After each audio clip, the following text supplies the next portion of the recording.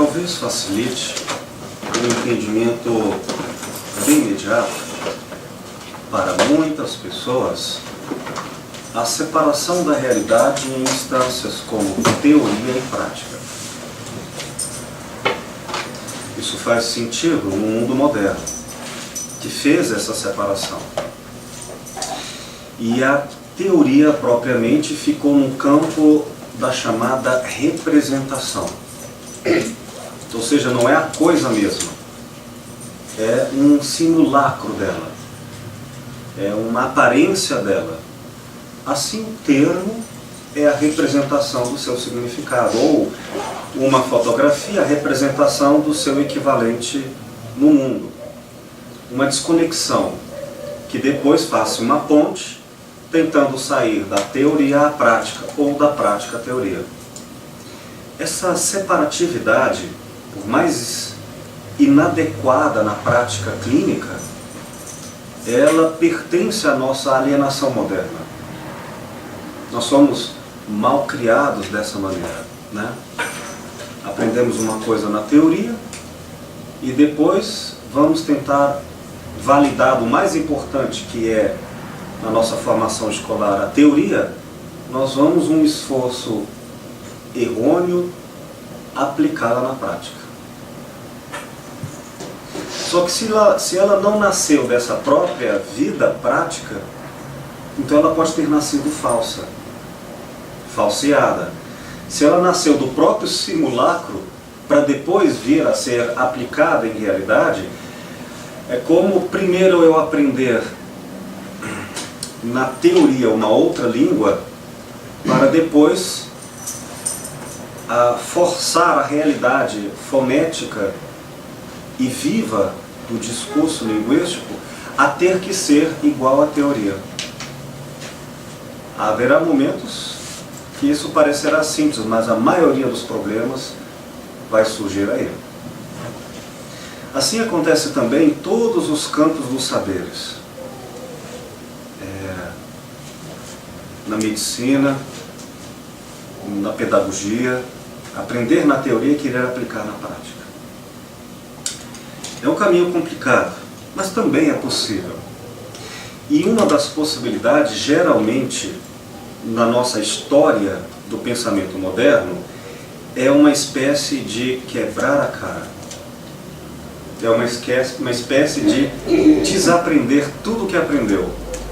Ou seja, na prática a teoria é outra. Acho que vocês já passaram por coisas similares, não já? Aprenderam algo incrível, belo, adequado, convincente na teoria, e quando foram à prática tiveram que refazer essa teoria aos moldes do próprio pensar, da própria experiência. Foi por isso que vários autores combateram a modernidade, inaugurando o que depois viria a ser chamado de início da pós-modernidade, que é uma crítica à racionalização. Dois foram os grandes, talvez outros três, vários, enfim, mas eu vou citar três figuras de excelência que fizeram uma crítica a essa estrutura de teoria separada de prática, ou de um pensamento representativo separado da vivência. O primeiro deles foi Nietzsche, não primeiro historicamente, nem importância, são iguais, né? Que mostra que nossos valores são falsidades perigosas para nós. Nós acreditamos que somos aquilo que pensamos. Já ouviram falar a pergunta, a expressão, quem você pensa que é? Ou seja, é o pensamento que vai dizer. Se você conseguir pensar adequadamente, você é uma pessoa adequada. Se você conseguir pensar a teoria das virtudes, você é virtuoso.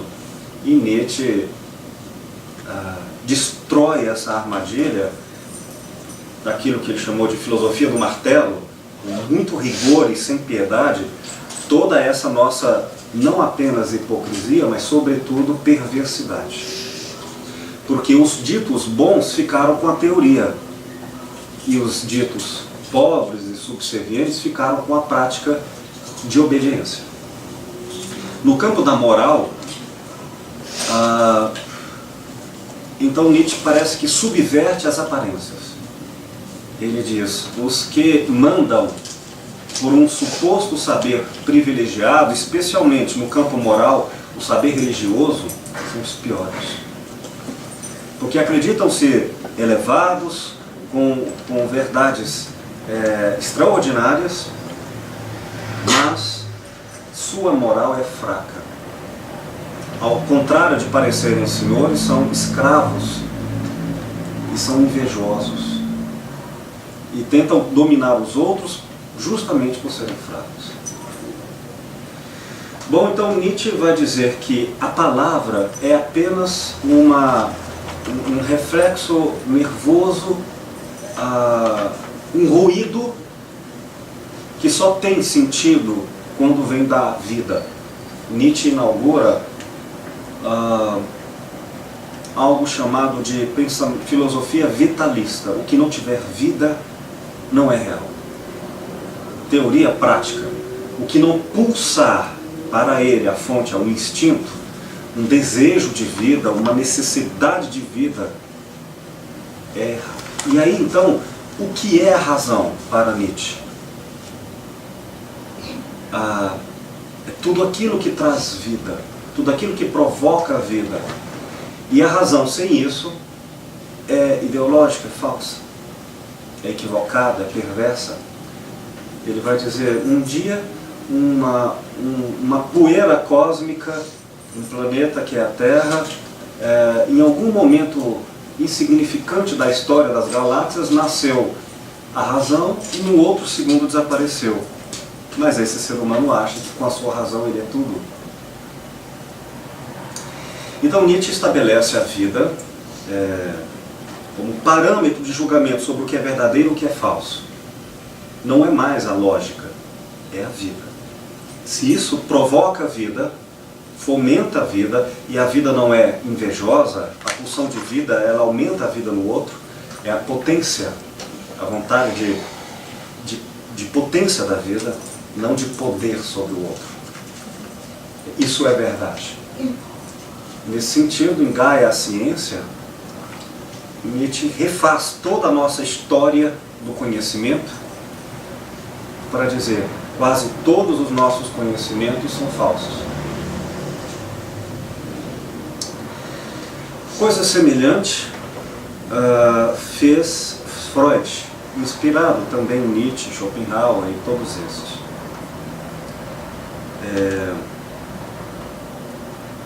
Quando Freud vai distinguir razão de racionalização, e vai dizer que a racionalização é uma desculpa das aparências para convencer os outros e a si mesmo de algo que no íntimo sabe-se que é falso. É uma mentira, mas muito inteligente e bem sofisticada para manter a ilusão. Um truque psicológico. Daí as justificativas, quase todas elas, são para manter os nossos desejos satisfeitos. Então quase todas as nossas argumentações racionais são para tornar os outros objetos das nossas carências. E quanto mais você é inteligente, mais competente é na capacidade de justificar seu erro, seu domínio. O que Freud não vai dizer que propriamente isso é um erro, apenas em sociedade você deveria pelo menos ser honesto com a sua natureza egoísta e com a sua pulsão de desejo. Não que Freud está querendo uma realidade santa, ele quer uma realidade honesta entre nós. Nós somos seres de desejo, de consumo e pronto. Então pelo menos vamos encarar essa nossa miserável e ao mesmo tempo inevitável verdade. Razão, no entanto, é o aspecto científico para Freud que vai mostrar a racionalização. É pela razão que você faz crítica à falsa razão. Então a razão, fazendo crítica à razão, é algo que Nietzsche fez, que Freud fez e que Karl Marx também fez. E Karl Marx vai dizer, olha, você pode argumentar muitas coisas, mas no final das contas, se você não der conta, na prática, de construir esses pensamentos, e esses pensamentos são puras ideias para convencer os outros a trabalharem para você. Estou aqui resumindo uma questão mais complexa e demorada. Ele chamou de ideologia, portanto, todos os argumentos e valores e discursos racionais que faltam com a justiça distributiva socialista do trabalho. E quanto mais se tem poder, mais se tenta justificar que este poderoso é tão igual quanto o pobre, cuja diferença é apenas que ele trabalhou mais, com mais honestidade. E no campo do conhecimento, afastando um pouco da questão política, Marx propõe um termo, a criação de um termo para discursar sobre o verdadeiro saber. Ele diz que esse, então, saber é dialético. É ao mesmo tempo teórico e ao mesmo tempo prático. A prática corrige a teoria antes pensada e a teoria é refeita enquanto reflexão da prática. No movimento que é uma verdade chamada tese, uma verdade contrária chamada antítese e que anteriormente não dá para saber quando duas pessoas discordam quem tem a razão. E nenhuma delas. O conflito entre elas vai mostrar que uma vai ensinar a outra num câmbio de necessidades e diálogos que vai gerar no futuro uma síntese, que por sua vez vai gerar de novo uma antítese e aí vai. Essa palavra ele chamou de praxis, uma teoria estratégica, uma teoria prática, uma prática inteligente.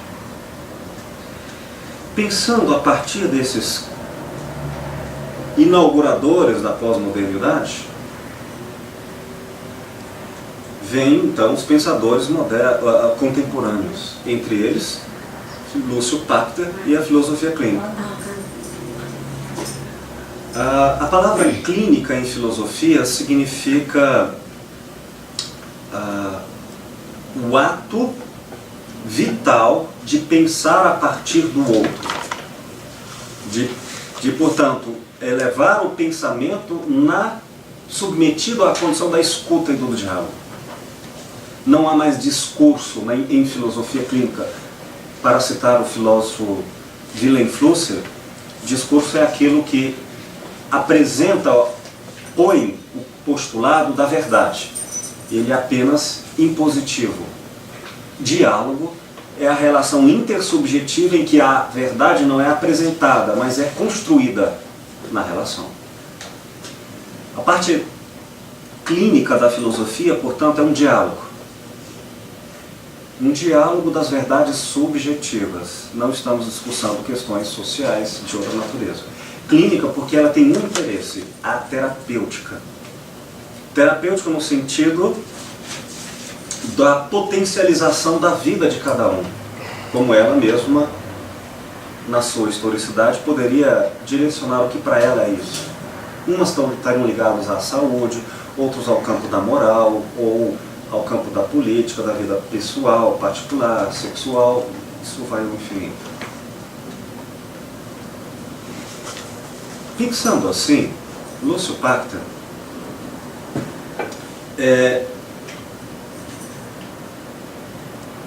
pensando em ser didático à maneira moderna, como nós fomos talvez mal criados intelectualmente, ele pensou em apresentar o estudo da filosofia clínica em dois moldes. De um lado a teoria e do outro a prática.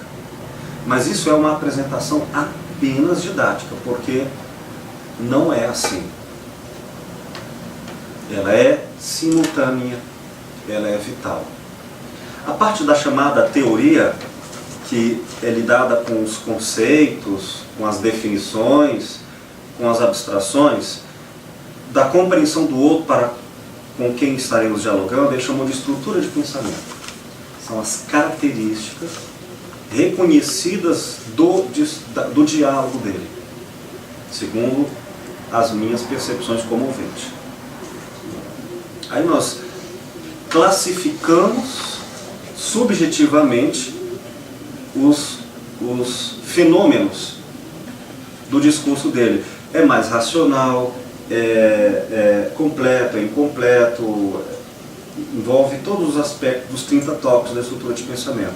Mais emotivo, mais corporal, avaliamos significados, termos, estruturas linguísticas, enfim. Nós já terminamos essa parte. E a parte da matemática simbólica, tópico 29, em que o discurso da pessoa é comparado em relação ao meio, às estruturas que estão em torno da pessoa na qual ela está inserida. Para a gente discursar quando a pessoa exige no processo terapêutico um investimento de vida que é uma espécie de recambiamento, mudança de mundo. Assim, não apenas o mundo é objetivo, mas o mundo inteiro também se torna um paralelismo entre vários mundos possíveis ao mesmo tempo, em graus de conversação, paradigmas, que, tornando didático, podemos classificar em horizontais e verticais na medida em que sejam paradigmas mecanicistas, racionalistas, típicos da formação do pensamento de Newton e Descartes, e pensamentos verticais que, em graduações ao infinito, serão aqueles que poderíamos chamar de pensamentos sistêmicos, ecológicos, que não separam mais sujeito e objeto, que têm uma visão holística, uma visão integrada, ou com outros valores que podem ser utilizados analogicamente, a visão quântica de todas as coisas integradas e partícipes da mesma substância. Bom, isso aí também a gente já estudou alguma coisa. Terminada toda essa estrutura de pensamento, nós vamos agora aos submodos. Submodos, como já disse, porque está tudo submetido ao modo de ser único de cada pessoa. A palavra submodo, equivocadamente, poderia ser interpretada como se fosse uma técnica no sentido moderno. Isso seria um erro, sobretudo um erro ético. Técnica, no sentido moderno, é a mecanização de um pensamento ou de uma prática que repete para cada mesmo movimento a expectativa dos mesmos efeitos. Com uma técnica, seríamos capazes de fazer uma mesma coisa com menos tempo, menos energia e um resultado mais eficaz. A técnica é a padronização, a repetição dos fenômenos da vida, sabendo-se que, aplicado a técnica, os efeitos serão os mesmos. Ciências valem-se de técnicas, porque ciências são conhecimentos da realidade como generalizações dos fenômenos. A medicina tem técnicas, não tem? Porque ela supõe que, num padrão, não um padrão infinito, um padrão estatístico, portanto um padrão mensurado, segundo referências de grande investigação, que, aplicadas às técnicas, os resultados são esperados universalmente. As variações apenas vão reforçar a tese de que, em grande parte, a técnica é igual ou próxima ao de todos. Portanto, usar técnica em filosofia seria o fim da clínica. Qualquer procedimento que supostamente seria igual para outras pessoas, seria não estar com esta pessoa única, tratá-la como única, insubstituível e irrepetível. Entendem? Então, por exemplo, o ato de tomar café, seja pelo gosto, pelo cheiro, pela feitura do café, para umas pessoas pode levá-la à abstração, para outras pode trazê-la muito mais à sensoriedade. É tudo. Uma cor azul em uma camisa, para umas pessoas pode levar a emoções de tristeza, outros emoções de alegria, outros levar a raciocínios e nem a emoções. Então não há uma única regra, o que fica aparentemente mais difícil do que o uso de técnicas psicológicas. Porque em muitas psicologias, você usa a técnica, portanto você tem um resultado padrão, e agora você não tem. Como é que eu vou fazer? Então é mais difícil, né? Não, é muito mais fácil. Nós vamos escutar a pessoa, colher a historicidade dela, e ela vai me dizer como ela funciona na prática dela. Uma escuta que não é a primeira impressão, mas uma investigação desse discurso, como já dissemos, ao longo de toda a metodologia da historicidade. Dizendo essa introdução, eu levanto a vocês perguntas e questões para começarmos ao estudo dos submódulos, dando continuidade à aula passada. Questões? Eu não sei se cabe, não, por exemplo, estrutura de pensamento, ela é mais a teoria ou a prática do indivíduo, ou as duas coisas? Ela, na prática do consultório, na prática clínica, ela é um pensamento vital, portanto, você só vai percebê-la teoricamente na vida do outro. Ela não pode ser separada. Entende? Diante do outro, ela é vital. Ela é praxis. Tem indivíduo que consegue pensar de um jeito, tem um determinado discurso, mas a atuação, às vezes, não é condizente. Por isso eu estou te perguntando, então, que a estrutura de pensamento, você desenvolver essa clínica, sim, ela é fundamental. É essencial. Então até isso tem que ser bem percebido, né? Tem que ser bem percebido, mas olha só, se eu estou diante de você e eu percebo um fenômeno, que é isso que significa a estrutura de pensamento epistemologicamente, é um fenômeno que eu conceitualmente registro, isso é uma emoção, mas também é um valor, mas também pertence a um argumento seu. Então aqui eu tenho tópico 10, estrutura de raciocínio, eu tenho tópico 5, prejuízos, e tenho tópico 4, emoção. Essa separação, ela não garante ajuda, mas pode me ajudar. Olha, tem momentos em que o raciocínio dele não é emotivo, então portanto não leva à prática. Tem momentos que o raciocínio dele é somado à emoção. Se eu conseguir discriminar, essa discriminação é puramente intelectual, certo? Vai me ajudar a agir na prática clínica. Há momentos que eu não conseguirei fazer essa discriminação. Mas diante de você, esse fenômeno, ele é ao mesmo tempo teórico e prático. No diálogo clínico. Onde é que entra a teoria que nós podemos dizer representativa? É quando eu vou discutir o caso de um partilhante com outro terapeuta, ou justificar metodologicamente como foi feita a leitura, o julgamento e o planejamento clínico para o atendimento dessa pessoa. Aí, eu não tenho mais a pessoa, eu tenho só um parâmetro teórico. Como é que eu vou dizer para a Heloísa como é que o Gilson é? Se o Gilson não está mais falando por ele mesmo. Aí entra a teoria. Olha, quando ele usa esses discursos, pelo que eu investiguei na historicidade dele, eu separo isso daquilo e monto uma estrutura fenomenológica do seu discurso. Uma sistematização.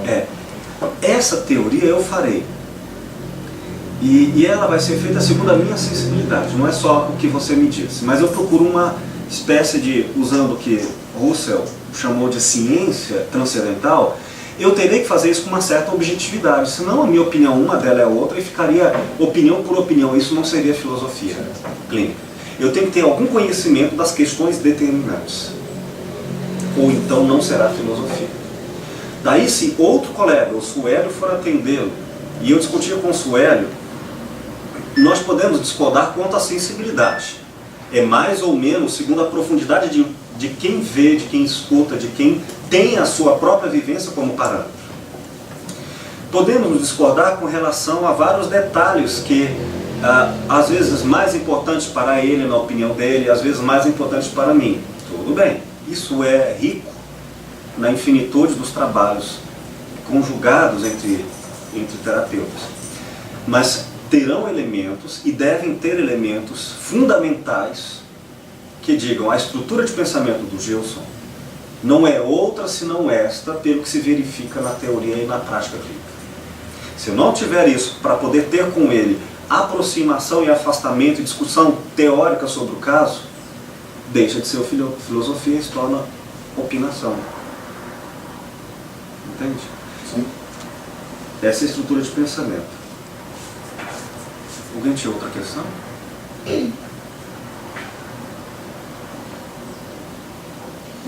Sim. Já respondeu?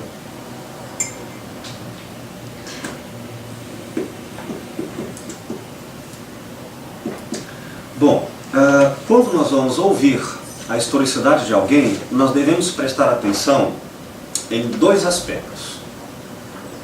De um lado, aquilo que nós vamos chamar de fenômenos que definem a pessoa. São os tópicos da estrutura de pensamento que são conjugados. 2. Os submodos de como essa pessoa, diante de determinadas situações, de como essa pessoa age para melhorar ou piorar a sua condição subjetiva diante das suas dificuldades na vida. Você vai perceber, portanto, submodos produtivos e submodos contraproducentes. E aí, percebendo o modo como essa pessoa age ou reage diante de certas situações, quando isso feito informalmente, sem que ela saiba, e fazem com que ela supere seus problemas, eu vou tirar como lição de vida a própria lição, a própria vivência dela. A maioria das indicações da prática clínica, eu não tenho que aprender na minha vida ao pesquisar. Ela já está no discurso da pessoa, da maneira como ela faz, correta ou incorreta para si mesma. Muito pouco eu terei que ensinar a outra pessoa algo que ela não sabe. Por fim, para irmos à segunda parte, dada a introdução, eu gostaria só de concluir algo que também já disse antes, mas vale a repetição com ênfase. O uso de submodos, ele acontece, claro, desde o primeiro minuto, quando eu estou diante do outro. O fato de eu usar uma roupa pode ser um submodo, sem que eu saiba, sem que me dê conta. A minha própria aparência, sendo masculina ou feminina, de uma forma, tudo isso, usar relógio, tudo vai ser interpretado e pode atuar com efeitos na prática clínica. Então, a gente faz o quê? Um filtro. A gente causa um filtro com a menor intervenção possível. No consultório, portanto, se eu for uma pessoa religiosa, eu tenho que, a menos que eu queira direcionar partilhantes de natureza religiosa, eu tenho que não ter elementos religiosos na prática clínica. Ou isso já vai direcionar gravemente em prejuízo ou em benefício, mas vai antecipar a clínica com fortes prejuízos. E assim, cores. Eu vou criar, então, um ambiente que é adequado à minha prática clínica. Se eu for um padre, então eu vou usar naturalmente os elementos litúrgicos do catolicismo para que as pessoas que lá procurem, supostamente, já procuram esses elementos como supostamente positivos na malha intelectiva delas. Assim vai, né? Vocês, claro que vão fazer escolhas que não vão trair vocês, porque você também está no processo. E aí eu concluo dizendo, na prática dos submodos, nós devemos prestar atenção em duas pessoas, uma o partilhante e outra em você, terapeuta. Dois submodos precisam ser investigados com igual importância. Os submodos mais competentes, potentes, capazes de atuação e transformação na relação com o outro, que o outro tem. Positivos ou negativos. E aqueles que você tem, positivos e negativos. Via de regra, sem regra, em geral, é natural que nós encontremos alguns submodos que são marcantes nas pessoas. Então, uns 3 ou 4, pelo que até agora a gente observa, é o que um terapeuta tem de característica em seu modo de agir, como superlativos, como característicos, como relevantes. Por exemplo, eu tenho uma característica, um submodo, um modo de lidar com a realidade para resolver e criar problemas, que chamamos de argumentação derivada. Eu sou uma pessoa que, que argumenta. Essa característica em mim é forte. Eu quero dizer Por quê? correta. Hã? Por que você usa esse termo, argumentação derivada? É porque derivada no sentido lógico, a conclusão é derivada da consequência. E isso vai ao infinito. Aí você apresenta uma nova tese, eu argumento derivando isso por causa daquilo e por causa daquilo, eu vou atrás Filósofo. das derivações, né? Você, como médico, pode argumentar isso por causa daquilo, por causa daquilo. Se isso em mim é importante, mas não é fundamental para o partilhante, o que eu tenho que fazer? Procurar não usar isso. A pessoa fala assim, ó, não quero saber, eu só quero sentir. Diz isso de várias maneiras, né? Quando você tenta explicar para ela, e esse modo de resolução do problema terapêutico, psicológico, existencial dela, não passa pela argumentação derivada, ela vai reagir, ela vai se antepor, ela vai se afastar, você vai se sentir violentada no seu modo de ser. Então tenho que recuar. Detalhes. Se esse submodo em mim for tão radical que eu não conseguir me abster dele, não tem problema, mas a clínica não será possível.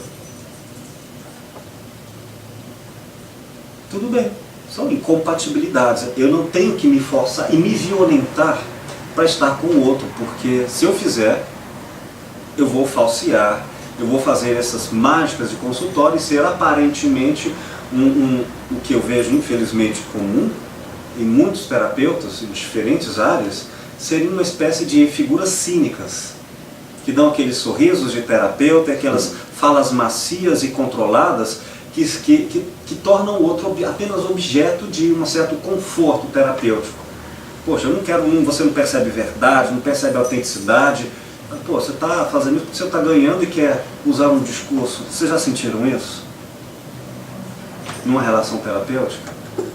É horrível isso. Não só na terapia. Pois é. Uma intervenção breve, pior, né? assim, Oi? numa intervenção breve, se o filósofo clínico tiver que realizar uma intervenção breve, sabe, ele não vai ter muito tempo. Ah, sim, urgência. Nós trataremos disso mais adiante, mas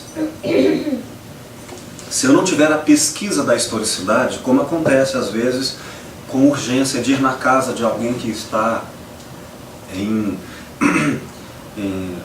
uma situação emergencial. Ao entrar nessa casa, você já vai colhendo as primeiras impressões para adequar o seu diálogo, tanto quanto possível à pessoa. É claro que ela pode usar, ai meu Deus, como pura interjeição, sem nenhum valor de raiz religiosa. Mas você vai usar esse ai meu Deus, como supostamente o grupo diria para tentar usar.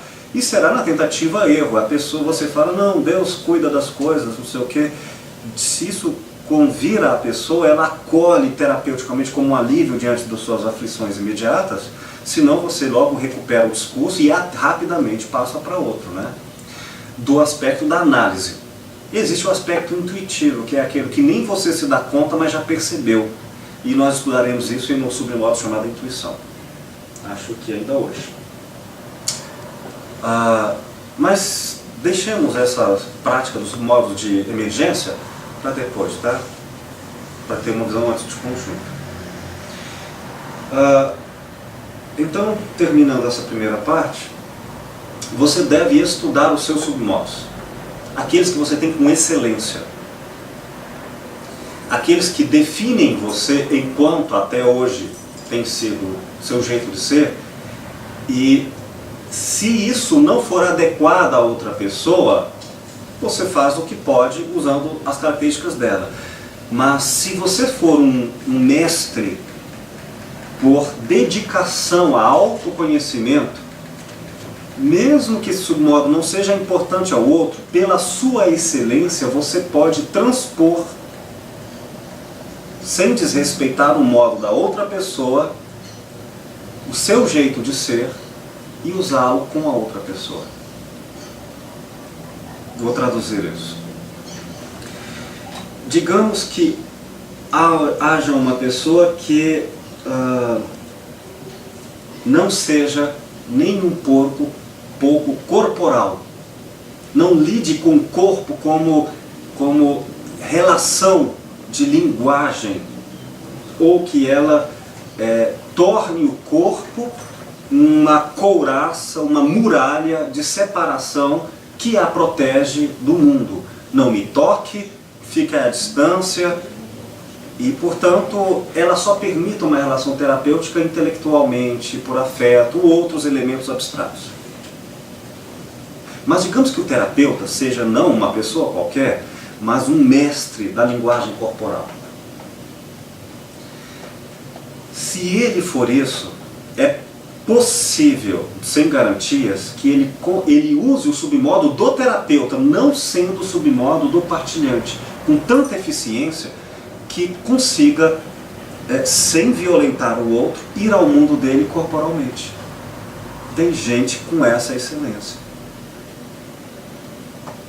Se você tiver, use os seus submodos, desenvolva-os com grande dedicação, porque provavelmente a partir disso você vai quebrar laços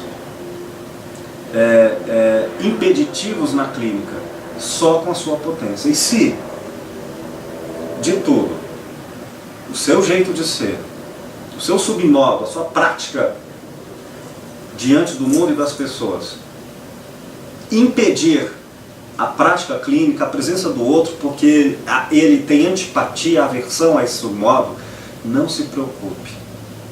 A clínica não é para todos. Melhor que então procure outra pessoa, para você não se trair, senão você também não dará conta de fazer um bom trabalho. Entenderam? Isso aí é importante, então, por exemplo, a pessoa que deseja ser terapeuta, Sim. ela tem melhor conhecimento desses submodos dela, passar por uma terapia.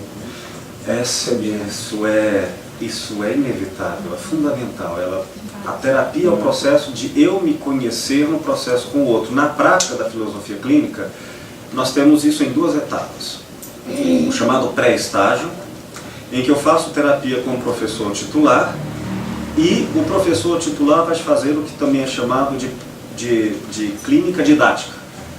Eu vou escutar a sua historicidade, e depois que já estudou toda a teoria, olha, o que você disse estão esses submodos casados com aqueles, eu vou pegar toda a teoria e vai ficar muito mais claro porque vai ser na sua história, nos seus elementos. Então a clínica didática é quando você faz terapia como partilhante, na condição de partilhante, entendendo a teoria, a prática, na própria prática. Depois entra o atendimento supervisionado, em que você vai atender outra pessoa, tendo o terapeuta filósofo clínico lhe auxiliando a ver o outro. E no caso é a ver o outro segundo os seus submodos. E aí uma das atuações do filósofo clínico orientador filósofo clínico aqui, informação, você tem essas características, use mais essas características para acessar o outro. Digamos que você seja muito intuitivo e não tão racional, no sentido da argumentação, do debate. O que você está tentando debater com outra pessoa? O outro, o partilhante, argumenta melhor do que você. Você vai tentar argumentar com ele vai conseguir racionalizar, citando o termo freudiano, e você não vai ter acesso a ele. Use a sua intuição. E aí, esse tipo de orientação é que vai ajudar a uma boa formação nos estágios supervisionados.